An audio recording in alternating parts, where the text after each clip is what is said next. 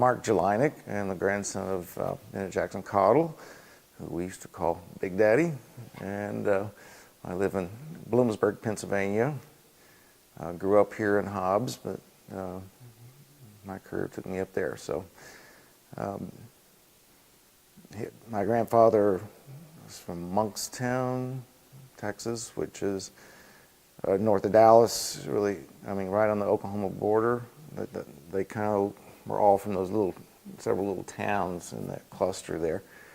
I don't know a whole lot about his days there, but I do know that he came to Abilene after that. And again, we're getting into or getting close to Depression years, so that affected their multiple moves. But in Abilene, he was a mason there, and even was a part of the building of the first Hilton hotel that Hilton actually owned. I think it was called the Windsor or something, and I should know because I had to chaperone some dances there because I lived in Abilene as well and taught at Cooper High School. But while I was there, I taught at multiple elementaries, and the stories kind of lined up that I might be teaching at one of the elementaries that my aunts went to. And I went down into the basement, and sure enough, there were the records of like 3 different aunts and a cousin down there from the 20s. And it listed him as a laborer. Okay, right. So then he moved to Snyder, Texas. Not sure exactly what he did there, but I think it was cotton farming, that kind of stuff.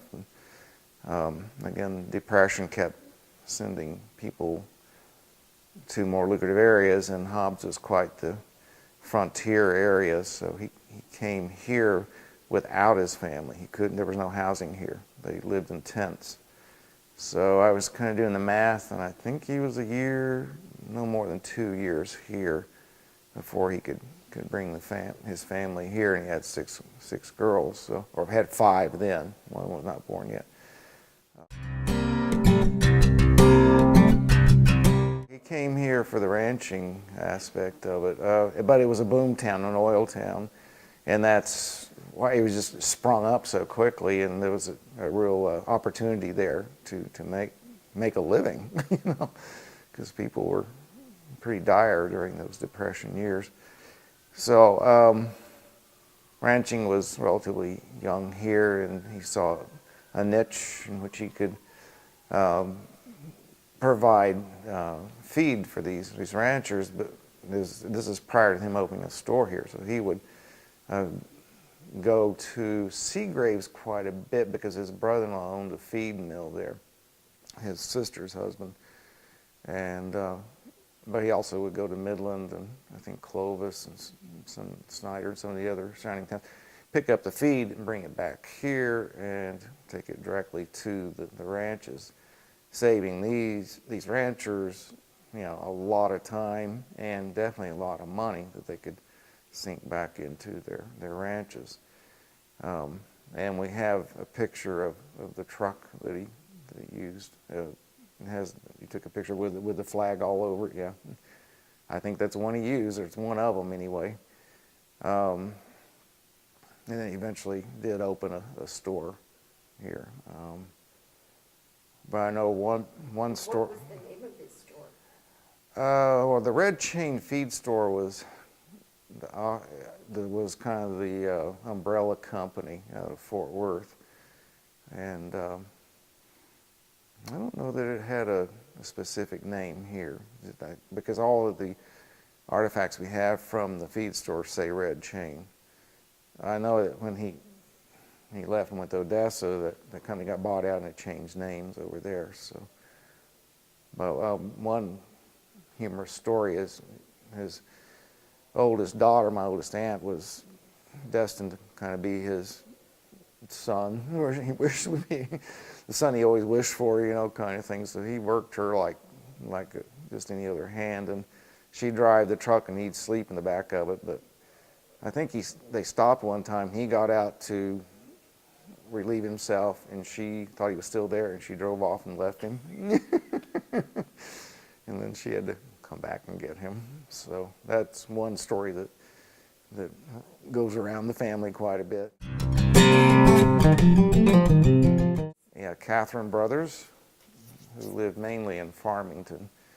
Geraldine Kersey lived here. Most of them lived here.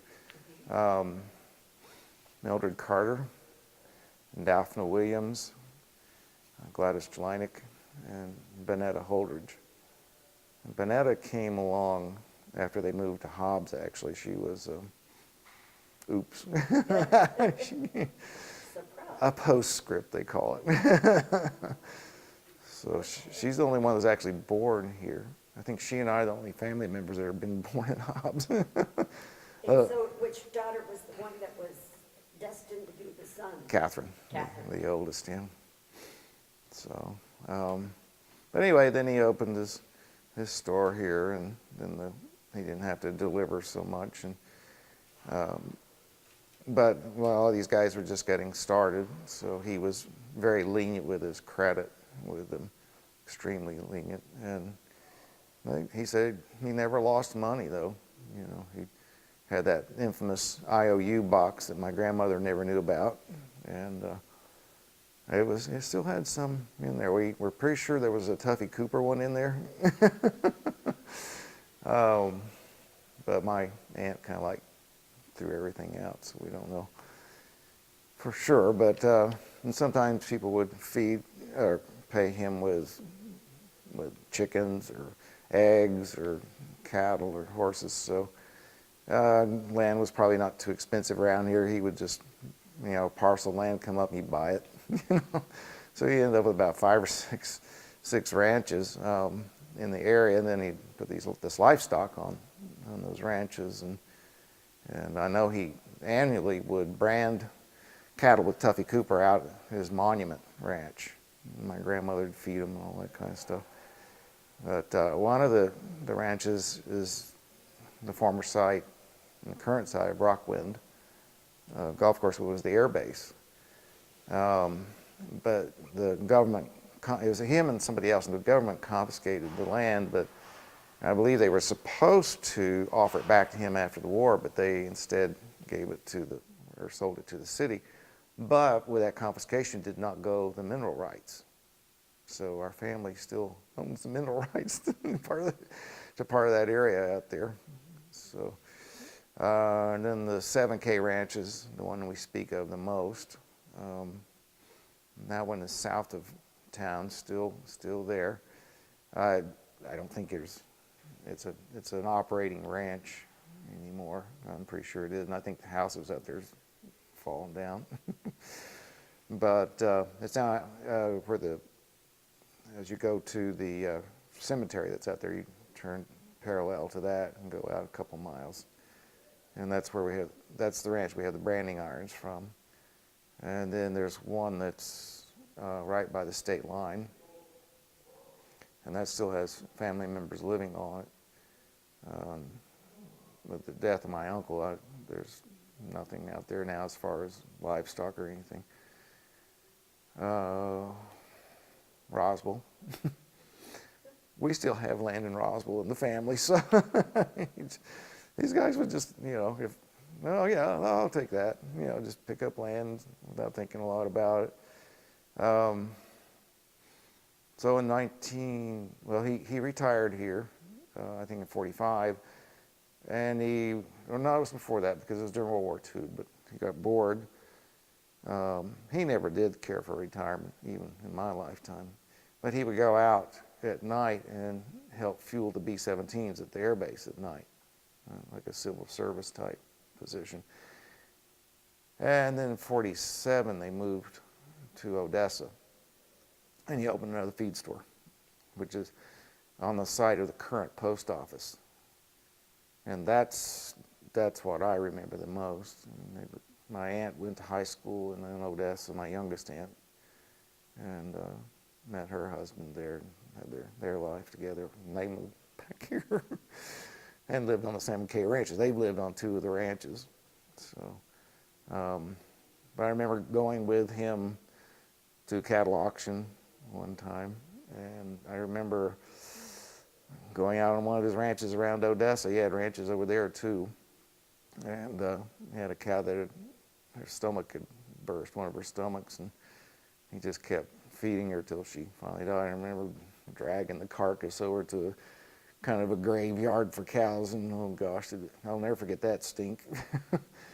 But I remember him at the 7K ranch, again this is Odessa days, branding the cattle with that 7K brand and dehorning the females, the cows, and again another smell you'll never forget. The burning of the brands and seeing the blood squirting out. You sure you want this on there?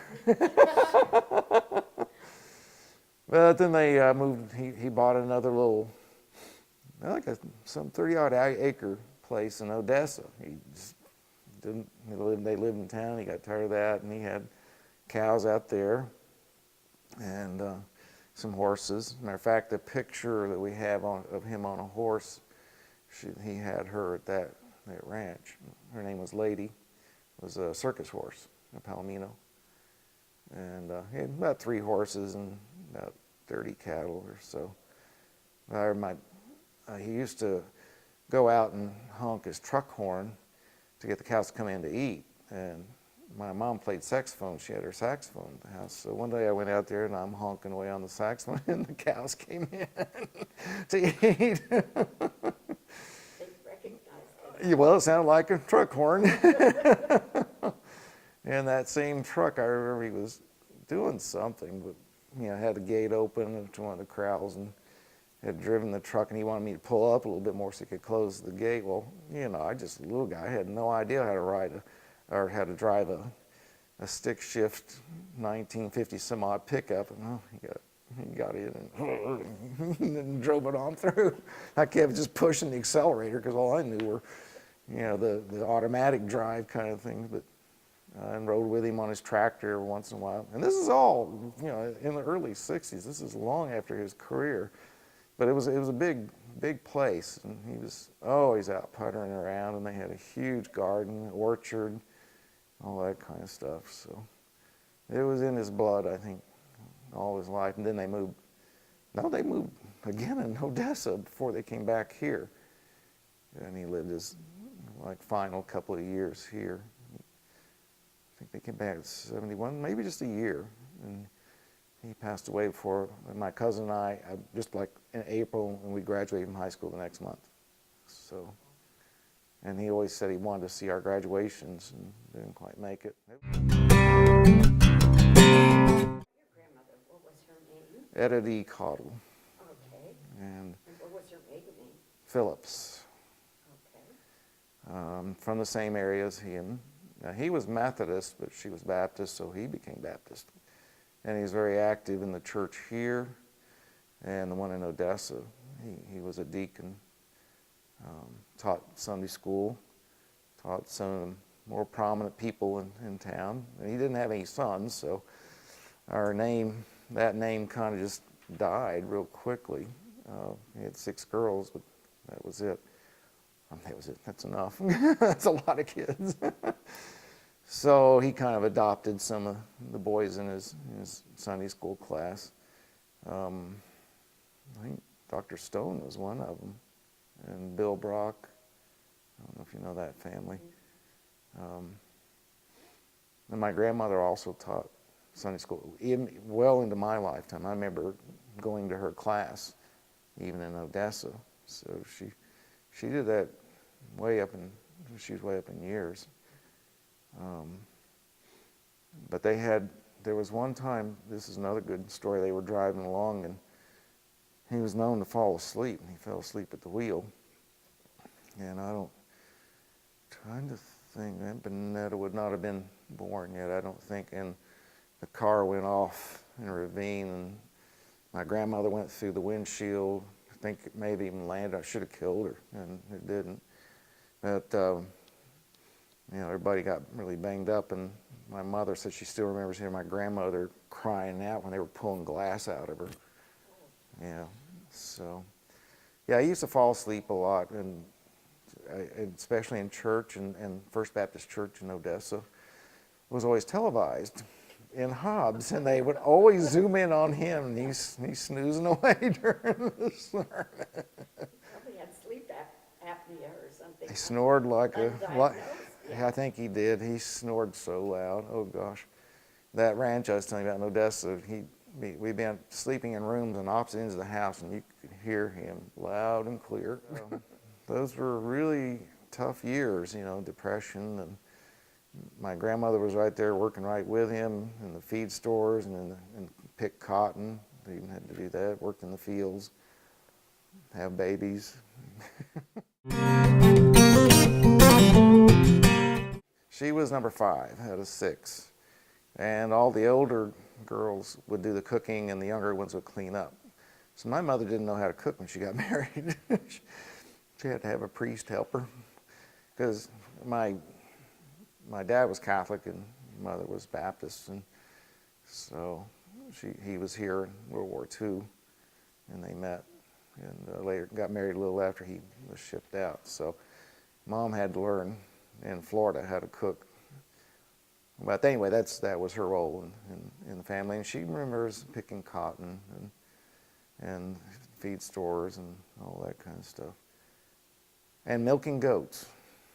Yeah, my grandfather had ulcers, and the only thing that he could, not the only thing, but one thing that really helped him a lot was drinking goat's milk. So she would have to milk the goats, and had to do it one time while my dad waited in the living room to go on a date with her. But she was 7 when they moved here, so she remember a good deal of it. And my next aunt didn't come along for 9 years, so she was the baby all that time. And I don't know how she ever, maybe we shouldn't put this online, how she adapted to that very well, not being the baby anymore. My grandfather only really had one sister that were the same parents. His mother died when he was only 5 years old. Which brings another funny story. On the day of his father's wedding, he got a spanking for lighting firecrackers under the outhouse. People would go in. But he had several half-brothers and sisters, which him being one of the older ones, he helped raise them as well. And they kind of... in Texas. Let's see, no, he probably was over here too. Yeah, it may have been mostly Texas. I'm trying to think now.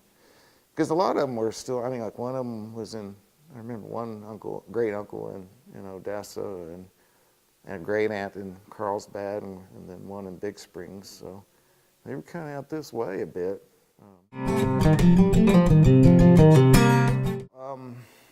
The oldest ones are from Farmington, Farmington and Bloomfield. So that would have been my Aunt Catherine's daughters. And she was quite the pioneer too, being the oldest. She was born in 1912, and they were married in 1911. So my uncle was kind of one of the first folks up there, and oh gosh, he'd have her all over, climbing up those mountains and everything in Colorado, and the Viceta area. I don't know if you know that. Yeah, I mean, he's one of the first people to fish there and get the cabins and all that kind of stuff. So Patty is the oldest, and she's only a couple of years younger than my youngest aunt. So you got big families. Well, sometimes they overlap. And then the second aunt didn't have any children. She had a baby, but it didn't live. And then Benny was here. He's named after my grandfather. That's Aunt Mildred's son. He lives in Levelland, Texas, but had also lived in Farmington, whatever. Worked for Chevron, retired there. And then next is well, my Aunt Dalphine didn't have any children either. Then Mom, Gladys, my sister and I were there. And then the youngest aunt, her 2 children were there, Mike Holdridge and Leah Pierce. So I just got a hold of them through email and texting, and the older ones you have to call. I call them my senior citizen cousins, but they're kind of in and out of technology. There was one great grandchild there too, 2 great grandchildren. Yeah, my sister's daughter, and then Leah's son was there. Yeah, and they had like friends, spouses.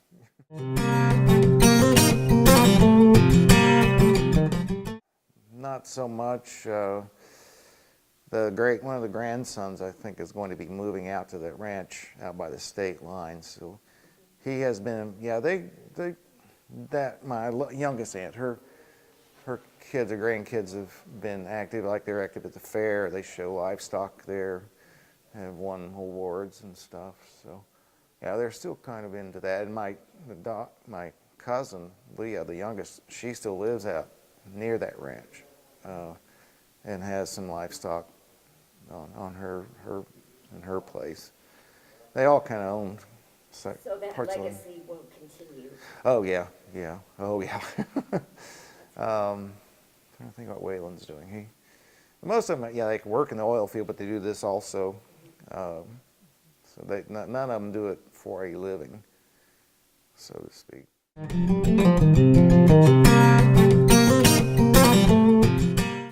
Oh my gosh, I'd be on top of the world. Oh my, I just think it's an incredible honor, and especially within the context of the history of the area. And my grandfather was on the city council here also for 8 years. Oh, really? And I forgot that too. He, since he was a labor mason kind of thing, he oversaw the building of what's now the police department, which was City Hall originally, and the library. Not the current one. That's a same area, same location, but it was an older kind of stucco looking. But he built that. Oh, he would love it. Oh, he would. Yeah, this would be the epitome of awards for him, definitely. And so he was friends with and knew about 3/4 of the people in the Yeah. Hall Oh, of yeah. Fame. Yeah, and some of them may still owe him money. I'm not sure, but a very clean life. He lived a very clean life. Didn't drink, didn't cuss. Wasn't a part of the rough and ready Wild West kind of thing. Even though he lived it, he just didn't get into the gutter. Yeah, never heard a curse word out of my grandfather ever. I remember one time him getting, the houses, especially in Odessa, used to have intercom systems. I remember him getting on the intercom system and singing "You Are My Sunshine" to everybody in the house.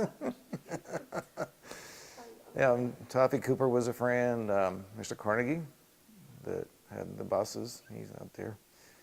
I don't know, I could go down the line. Right. That one. Matter of fact, that's what inspired me to nominate him, as I thought the next picture should be his, because these are all his counterparts and contemporaries. And that's the neat thing about this museum. You're capturing the history of this area before anything gets really forgotten, and that doesn't take long at all. Like I said the other night, I mean, our next generation down, the ones that even live here don't know any of those people to speak of. So it's just going to be gone in an instant. So I'm so grateful for that. That's what our job is. That's what we love. And you are doing it very well. I remember when we were little, he bought us saddles, like the little junior saddles. I still remember that. But he just exposed us to the ranch life, and we know what a barnyard smells like and looks like and all that stuff. And rode horses, just experienced the lifestyle, which I could have easily missed with my family, because my dad was an accountant.